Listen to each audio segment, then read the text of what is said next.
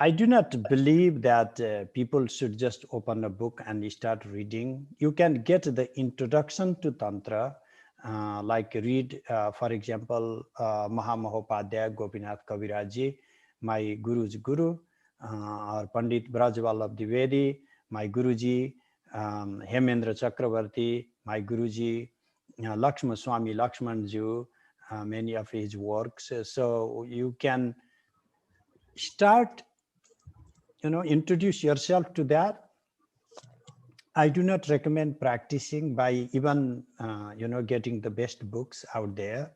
You have to go to a teacher who himself is a practitioner of these things. And there are many types of tantras. You need to know what particular type you are looking. Therefore, it is good to have a general introduction. But for all those people born in this in the culture, I can say you don't need to get a book called Tantra to practice it. Just Devi Mahatmya, Saptasati, Durga Saptasati, Chandi. That is the first book for any level of higher Tantra to practice. Like when I tell my students, if you want to study Tantra, then just spend one whole year, practicing Navarna mantra and then Saptasati, do the sadhana, and they think that I just am trying to, avoid them, not teach them. But because they have this fanciful idea of Vidya, Mahavidya, it's all cooked up things, cooked up ideas. You have to, there is this Indo-logical outcome. One of the, we are all, product of modern renaissance of India itself is an Indo-logical product. What we are doing is ignoring what is alive and trying to go to something chopped off in a remote history placed in like 10th century, 5th century, and then the most earliest is the best, pristine.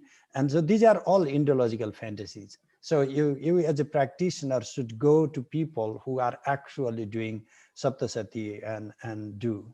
So as far as keeping the tradition alive, I myself have struggled because, I went to Benares to study this tradition and whatever. My Guruji, my last Guruji, Ramji Malviya, also died 2 months ago. So I honestly am a total orphan. My father also died last year. And my Guruji, Ramji Malviya, who was in Benares, also passed away.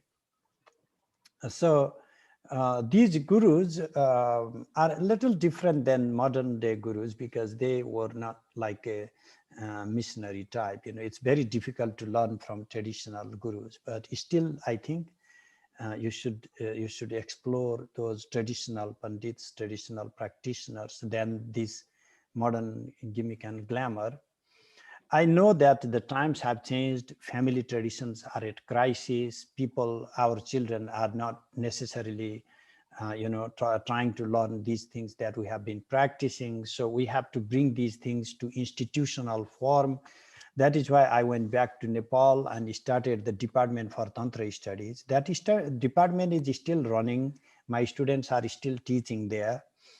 But the problem is, Nepal is a very limited place. I could not do a lot by being there. So I have recently started this Vimarsha Foundation. We don't have big anything. I'm just alone basically, but I'm offering free lectures through Vimarsha Foundation. And my idea is to whatever can be disseminated, should be disseminated, should be taught to the audience that is willing to learn in more traditional way, rather than just this grade-oriented education. I can introduce to Tantra philosophy to my college students and they can be surprised, but then that is as far as it goes. There is no, for me, the crisis I feel like Shankara Chaitanya Bharati, none of my gurus, the great masters from Benares. I'm sorry, somebody might say, no, there are better teachers today, then I stand corrected, but I just do not see. I know there are some scholars who are non-practitioners and those things didn't exist like 2 generations